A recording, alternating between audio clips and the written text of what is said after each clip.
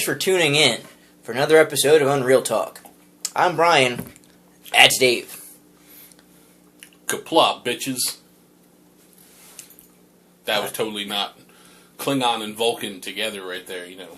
Because today we're talking about some Star Trek. I wanted to talk about Star Trek. I was going to say, hi, how are you?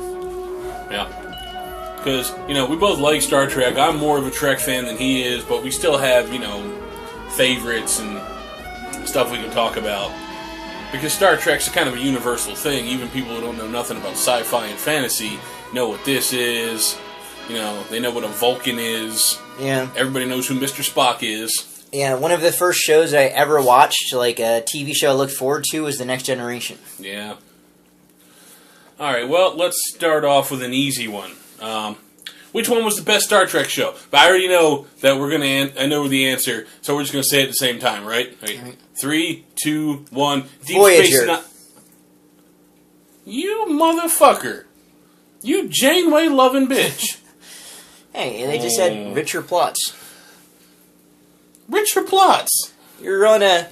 It's the difference between being on a... literally just sitting there on a space station in front of a black hole and traveling through space seeing unknown races. Yeah, but they were doing both.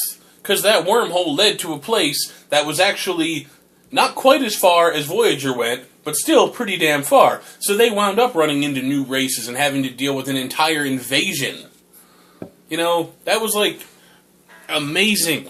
And the fact that they all stayed in the same place meant the adventure was constantly coming to them. You know, there was a lot of focus on one or two races, but every now and then you get like a Ferengi subplot come rolling in, like the Grand Nagus shows up. Yeah.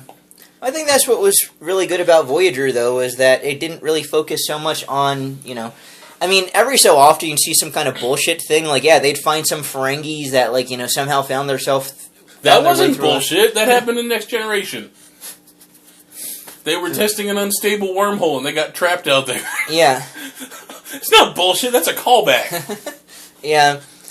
But I'll tell you what's a callback. The Next Generation episode that had the trouble with tribbles from the first... No, that was Deep Space Nine. Oh, that was Deep Space Nine. Okay. It was Deep Space Nine. Yeah. It's like, wait, like, what happened to the Klingons? Like, we don't like to talk about that. Like, we don't talk about it with outsiders. Oh, yeah, that's... just staring at him. He's like, go away. Stop looking at my ridges. Ruffles has ridges. If anything, if the Klingons had taken a, you know, depending on what you believe, if the Klingons had taken a second look at him, they would have been like, what are you doing here? Aren't you supposed to be on the homeworld? And he would have been like, what? Nothing. I'm not a Klingon. Give me Rectigino. Or weird genetics. Like it depends on what story you're I don't know. going I've heard with. there's some fan fiction floating around out there about, you know, how the Klingons got head ridges. But, you know, that's one thing that no matter what it is, across any sci-fi, you know, Star Trek, Star Wars, whatever, I can't stand it when people feel the need to, like, explain very basic things as part of the story. Yeah. It can never just be... Hey, we made Star Trek the motion picture and we actually had a makeup budget. Yeah, exactly. The Klingons have head ridges and Fu Manchus now. You know, they're dressed in stylized samurai armor. Yeah, they actually look like aliens now, as opposed to just tan dudes. But people are like, but why do the Klingons look like that? What's the story? Like, now the story is, big budget motion picture, fat budget, makeup. So we must regale with the story on Captain Kirk's uniform in the, in the movie.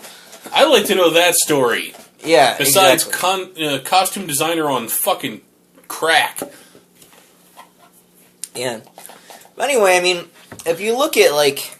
And when we get to it, it's going to be... I'm not going to reveal just yet, but the Voyager ship was not my favorite ship of all of the Starfleet. No. I mean, it was cool. Don't get me wrong. I like the fact that it can land. Yeah. I had never seen that before. But... it still wasn't the coolest. Yeah. I think it was pretty cool towards the end. Remember when it had the Borg... Oh, yeah. The Borg, when it had, like, the future tech armor in the last episode. Yeah. When the thing looked like the fucking Batmobile, all of a sudden, like, clank, clank, clank, clank, clank. Like, oh, that's not fair. It's like, nobody had thought in 500 years to put physical armor on one of their ships. You know? It was like, not even physical armor, but physical armor that kind of folds into an extra-dimensional space. Yeah. Granted, that's a little techie, but, like, oh no, they've gotten through our hull, like... put stronger metal on it? Like, Yeah. bing! Like, hey, it didn't get through our hull! Like, yay! It's like, theoretically you're in space, so the ship is more or less weightless. So, I think Deep Space Nine had a better overall story arc than Voyager did. I mean, Voyager's whole thing was, gotta get home, gotta get home, gotta get home. Moral decision, do we go home or do we keep going this way? Oh my god, if we go home this way, then it'll kill people, or we won't be able to do this thing. But, like, you know, they could have ended it in the first episode. yeah. It's like, they show up at the array, and they're like, we could just have it send us back. It's like, yes, but then these evil aliens would have this thing. And I'd be like, or you could have it send you back and leave some fucking explosives on it on a delay. They beam over and they go, ha ha ha, we win, and boom, they're dead. Yeah. I don't know, Dumbest shit ever. but I just kind of feel with Voyager that it had more of a... It'd be like if the original series had been taken seriously, you know? I mean, it was like taken seriously for the 70s, but like Voyager I felt like was kind of like fixing that, you know, as far as like, okay, this is what the original series kind of would have been like. But I mean, they had to throw the plot in there about them being so far away just because of how, you know, much the universe had been explored already. Well, I don't know. It just seemed like the entire run of Voyager was a long series of near misses with getting home, epic holodeck fails, and Janeway having a moral dilemma. That was the entire show, but just stretched out over several seasons. And I was like, really? Another one? Like, turn the fucking holodecks off. You guys can't have them anymore. You're obviously not responsible enough to manage this. Hey, there were holodeck problems everywhere. Like, remember Next Generation in Berkeley? Oh, God, don't get me started on Mr. Broccoli. But you know what show didn't have holodeck problems? Deep Space Nine. Hollow Suite's running like a well-oiled machine. Yeah. They just had problems with the rest of the station, though, as I Well, that's recall. because it wasn't a Federation station, which is another thing I liked about it, because everything on Star Trek is all very... like, therapeutically clean. Yeah, it looks all pretty much the same. Based from show to show, I could be like, oh, this is a starship. Like, if I got beamed into a starship right now, I'd look around, look at the wall plates and the lighting and the way the floor... I'm like, I'm in a starship, and it's probably a Federation starship. But Deep Space Nine was a Cardassian station. So it was really weird, like, layouts, and I like the way the op station was just a big circle, you know, with the one main thing in the middle, and then Cisco had his office up on the top, and I was like, yeah, that's awesome. You know, I just remembered about that show that turned out it was a false memory. It was actually from that movie Sphere. Samuel L. Jackson singing in the shower? No, although that would have been amusing. I could see him as a Klingon. Samuel L. Jackson? Yeah, probably. Pretty easily. No, it was the vending machine. Remember there was a vending machine on the ship in Sphere when they went in Yeah. What was it was like a modern brand. I don't think they even make it anymore, whatever it was. It was like Coca-Cola or something, wasn't it? Or It wasn't Coca-Cola. I think it was like one of their off brands, like Splash or I don't know, it's like something. was it Surge? Maybe it was predicting the future. Because Surge is back in the Deep South and on Amazon Prime Pantry. Fuck you, Amazon. Really deep south. Anyway. So, But yeah, Deep Space Nine, man. I was like, one thing I did also like about it was that it wasn't just like floating out there defenseless. There was at one point where a fleet of fucking Klingons came down on them and they fucked shit up. There was weapons things coming out of every fucking turret, just blowing shit up, pieces flying everywhere. And Cisco's like, look, I could do this all day. You know, my shields are a little messed up, but my reinforcements are coming and I'm about to blow up some more ships. And Gowron's like, okay, we'll stop. so what's your second favorite show then? Next Gen. I mean, it had a lot of the charm of the original Star Trek, you know, with the exploration, but it just went on longer. And, you know, some of the story arcs, like my favorite character, Worf. Absolute favorite character. Because he starts off in Next Generation being one way, but by the time you get to the end of Deep Space Nine and all the related movies, he is almost a completely different character. But not because of poor writing, but just because he's been married twice and both of his wives have died. He has a kid. He has a brother who he had to have surgically altered and thrown back into the Klingon Empire with no memories because Tony Todd can't handle his shit. Tony Todd's been in Star Trek a lot. Yeah. He's been like 3 different Klingons. And he was in the new movie. He was one of the Klingon guard guys. The one that was talking to everybody. So Candyman's banging Klingon a lot, then. Fuck yeah, he's all over Star Trek. My favorite role for him, though, is actually in Hatchet. Him and Shao Kahn. That Oh, actor, yeah. Jesus Christ, he's been Klingons, he's been fucking Jem'Hadar, he's been Hirogen. It's like, that dude gets around. But anyway, yeah, Worf, favorite character. I mean, he has had the most in-depth series of events happen to him out of everybody. You know, there's been romance, there's been loss, there's been passion, you get to see his family, like his brother from Earth, the one that was actually the biological son of his adopted parents, runs off with an alien woman, gets him in trouble because he beamed the whole village into the holodeck. So, they had to move these people to a new planet without them knowing. Realizing, yeah. So, you know, he's just like, okay, well, I guess we can do this now that they're on the ship and the captain's fucking pissed. But, you know... Can you imagine the logistics? I mean, just another planet. It's like, hey, wait a minute. Did we have 2 suns yesterday? Well, I mean, that's kind of the thing. I mean, because they were very simple people. So it was very easy for them to be like, well, we're going to a different land very far away. They basically took them on a 4-day holodeck hike. And then it was just like, we've made it to our new home! Don't worry about the stars looking different or the sky not being quite right. That's just because we're in a different place. Literally. Yeah. That's another thing about Worf I really liked. When it got to the movies, they kept finding reasons to bring him back. It was like, I think it was, the first one, he was actually on the Enterprise at that time.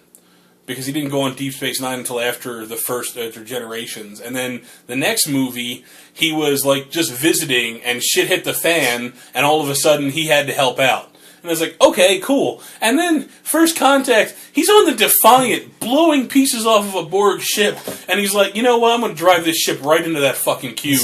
Because fuck it, YOLO. That's what the Klingons are all about. Yeah, that's It's a good day to die. It's just Klingon for YOLO.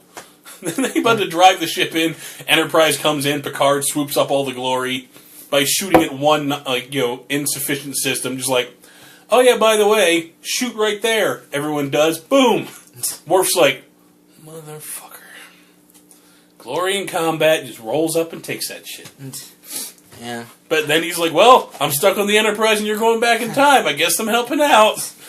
And Nemesis takes place after Deep Space Nine, in the time between when Worf was quitting Starfleet and becoming the ambassador to Klingon.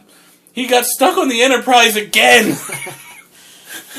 If I were him, I would never go near the Enterprise. Yeah. Every time it shows up, he winds up on another wacky adventure.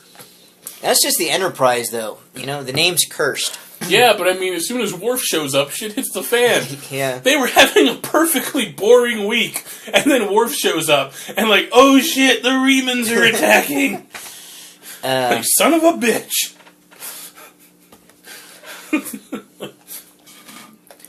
I don't know, I think my favorite character, like, are you thinking, like, just in regards to just any character, or just, Yeah, any character. I already know what you're gonna say. Clint Howard in that one original series episode. Tranya! Tranya! They actually mentioned Tranya on Deep Space Nine once. Oh, did they? Yeah. It was the episode where Dax was putting her various hosts from the symbiont in different people, and she put Curzon Dax into Odo. And Odo went to the bar and ordered 2 Tranyas. I was like, Tranya! Because Tranya. Yeah, if you've never seen Clint Howard as a 5-year-old in the original Star Trek, drunk off of his ass like 24 hours, yeah, you've got to see that. Probably maybe between Data and Odo as far as my 2 favorite characters. Yeah. I mean, they're kind of like fishes out of water, really. I mean, eventually Odo found out he was from an entire race of, and changelings. Data eventually found out that there were actually quite a few more androids out there like himself. Yeah. But yeah, it's kind of the same character arc. You have this person who's so far removed from everyone else, working their way into the group, to the point where by the end of it, you couldn't imagine them not being in the group. They're just another one of the guys. Yeah, exactly. Especially Data. Yeah. When Data started out, he was little more than an appliance, almost, as far as, like, his... The first time you see Data on the show, he's trying to whistle Pop Goes the Weasel. And he couldn't quite get the tune right. And like, wow. I don't know. Remember when they revisited that in that one in the movie? In the movie after he... Yeah, and they... It's like just... Riker's is like, I remember the first time I met him, he couldn't quite whistle the tune right. Head tilted to the side and shit, crying all out of his one eyeball. Yeah. But yeah, they had lore, you know. And B4. Yeah. Apparently there was 5 androids that Sung made before Data and Lore. B4. Yeah. Really? Yeah. I don't know. And then he tried to have a relationship. Was it with Tasha Yar? Yeah, well, he had a relationship, alright. He's like, I'm fully functional. Hey-oh. Yeah. She shows up in a slinky dress with the pieces missing out of it, and she's like, so anyway, just shoves him on the bed, and it's like, alright, we're good. Yeah. I don't know, I guess that's just my favorite character trait from those shows. They're just kind of like the fish out of water that has to, like, you know, learn their own way, especially in a circumstance where it's like they're their own species. They don't have a history, really. Yeah. And that's kind of one of the things I also liked about Worf, because he was in the same category. Him and Data were both very much characters outside their elements. Like, Worf was always trying so hard to be Klingon around Federation officers, and Data's always trying to be human, but, you know, can never quite get it right. But by the end of Next Generation, Worf was actually a well-adjusted, well-balanced Klingon in Starfleet. He could still kick ass. He was not afraid to take a pain stick to the chest. But at the same time, he's not just going to go around murdering everyone for insulting his honor. Yeah, exactly. Like, he integrated himself, you know. As a character, he became... And Data was shoving the Doctor into the ocean. Yes. That was hilarious. Be spontaneous. Thump! Like, Data, that was not funny? Like, oh, damn it, I can't learn comedy! My favorite ship of all time would actually have to be the Defiant. That was my favorite ship. I mean, that was like the Tumblr of the Star Trek universe, right? That was there. a cool ship. Yeah, it was built specifically to defeat the Borg. Yeah. And I love the way they described it in the show. He's like, no families, no science labs, just a shitload of guns, and a very powerful engine. Oh, by the way, it has a cloaking device. Like, whoa. Yeah, which is something that you never see on Star Trek until you see the new movie that came out, and then I don't even know. It's pretty funny, because, like, yeah, the first thing, they were like, oh, well, Cisco's been gone for a while. Like, when's he coming back? Like, we don't know.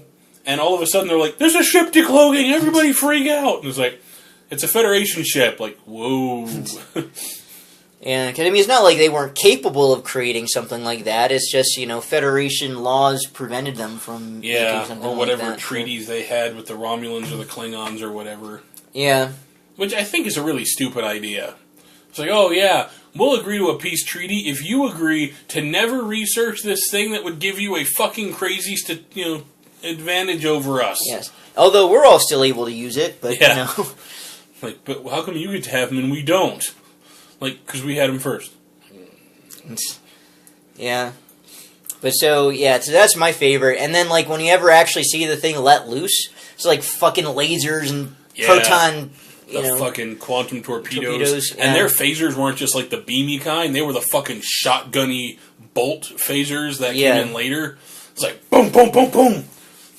Now, holy shit. Yeah, no wonder Worf liked that thing so much. Yeah, that thing was built for war. I think that ended up getting destroyed, though, in one of the movies, didn't it? No, it was still in one piece. It was almost destroyed because Worf was going to drive it into the cube. But then the Enterprise shows up and takes care of it, and he's like, that's a nice little ship. And Worf's like, little. Motherfucker, I'll blow a hole in your ass. And he probably could, too. Mm-hmm. It's like, cloak, he's like, okay, I'm going back to Deep Space Nine now. Like, next day, all of a sudden, there's like a fucking torpedo goes through Riker's window. Like, boom! Like, motherfucker, what now? Yeah, my favorite ship. I actually had a bit of a tie on this one, too. Because for a while there, it was the Defiant. But then I saw an even cooler ship. And it was actually on Voyager, the Prometheus. The ship that actually split into 3 parts. Oh, yeah, I remember that. And, like, you could do complicated maneuvers. Basically, they had one person on the bridge telling the computer what to do, and it fucked up a Romulan ship, no problem. And then just clapped itself back together and was on its way. Yeah. That's kind of ironic, isn't it? My favorite ship was from Deep Space Nine, and one of your favorites was from Voyager. Well, my favorite was the Defiant until they showed me a ship that could split into 3 parts. Yeah. And was as, awesome as one of the other Enterprises. Because they probably had holodecks. Because holodecks are badass. Everybody has holodecks. But yeah, the other one, and this didn't happen until more recently too, but the Scimitar from Nemesis. Oh, yeah. Shinzon's ship, that fucking shit-kicking Riemann warbird with the perfect cloak and enough weapons to destroy a small planet. Best captain. Yeah, best captain. Yeah, so you want to start off with your best captain there? Oh, it's all about Cisco. You're still on... Oh, because you know what? Cisco was probably the most badass captain ever. I was like, okay, what has Kirk done? He got fucked a lot.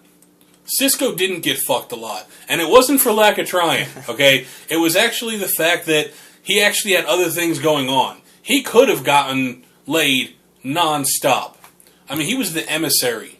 He could have pointed at any Bajoran chick in the station and been like, hey, my place.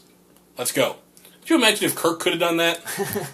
There'd be an army of little James T. Bajorans all over the place. But, man. Cisco didn't do that because he was focused on the job. He was all about the mission. Yeah. Plus he had a son to raise by himself because he's a widower. Yeah.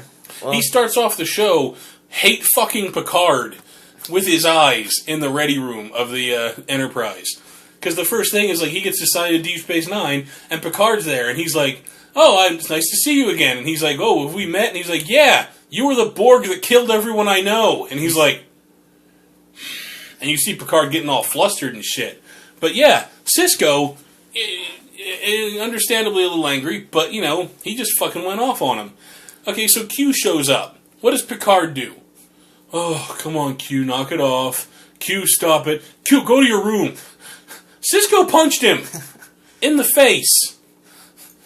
Dealing with Klingons and dealing with anyone. Picard is always, well, let's try to take the diplomatic route, and if that works, we'll try the diplomatic route again. Kirk is just like, if I can't put my dick in it, I don't care. And Janeway, science, science, science. But yeah. Prime directive, I don't know what I should do. I don't know. And it's not just because she's a woman, it's because she was legitimately like that. But, there have been times where Cisco's had to make a hard choice, and he has done it. He's lived with it, and he has suffered the regrets of doing bad things. But, that's what makes him the best captain. Hell, he wasn't even a captain until the 3rd season. Yeah, because he didn't have a ship. He was the station commander. Yeah. Which is just as good as being a captain. It's just your ship stays in one place. Yeah. And fuck shit up. Then they gave him the Defiant. They gave a very angry, trigger-happy man the biggest gun in Starfleet and was like, hey, go defend that hole in the wall over there. Again, imagine Samuel L. Jackson playing Cisco's part. But he's pissed off because he was promised flying cars. That's right. I'm pissed off by that too, actually. I mean, as far as, angry captains, when Kirk gets mad, we get, gone! Because really, you don't really see Kirk, mad. You see Picard mad a couple of times, but even then, it's mostly just kind of like this quiet, reserved British mad, where he's just like, ooh, I'm so going to hit you with something eventually, if I ever get out of this stoicism I'm buried in. Until you reach the movie with the Borg, where I don't know if that was anger or psychotic break. Yeah, that's where the definition of mad comes in. Mad, insane mad. Oh yeah. At that point, he's just like, woohoo! Pulls out a Tommy gun, starts roasting Borg. Yeah. I'm like, why didn't everyone do that? Yeah, but I'd have to say though, my favorite captain actually was Jean-Luc Picard. I mean, okay, if I had to pick a second, it would be Picard, definitely. But, yeah, Cisco. Yeah, because, Jean-Luc Picard, he made decisions. He wasn't quite so campy like Captain Kirk, for instance. Or as cavalier as Captain Cisco. Yeah. Or as whiny and restrained as Captain Janeway. Yeah, Janeway, she leaned so much on Chakotay through the whole thing. He wasn't just her second in command. He was the bosom buddy, on that one. It's when are y'all gonna fuck? Yeah. to stop hitting at it and do it. But Picard, he always has that, like, Dignity? yeah, except for when he went insane and was, like, gunning down Borg with Tommy gun. But all the shit that he's been through, I mean, sure, like, out of all of the series that were ever on the air... Oh, Picard's been through some shit. Yeah. Like, he lost his brother, his nephew, his sister-in-law. He loved his family, and he was like, well, I don't have to worry about having kids, because my brother's got that. He's got a son, it'll be fine. And then he comes around and his family dies, and he's just like, well, now what the fuck am I going to do? Yeah. He's had to make hard decisions. I remember at times where he's, like, given up parts of his ship that he's had to, you know, that had people on it, because... Yeah. There were families and, you know, all that on the Enterprise. I'm not saying he hasn't had to make hard decisions, but, you know, like, I'm on the other side of the wormhole.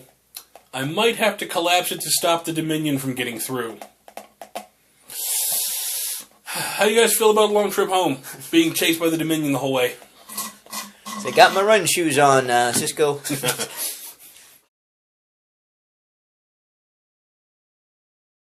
It's like, hey, how come you're turtles? 2, can I get some lessons?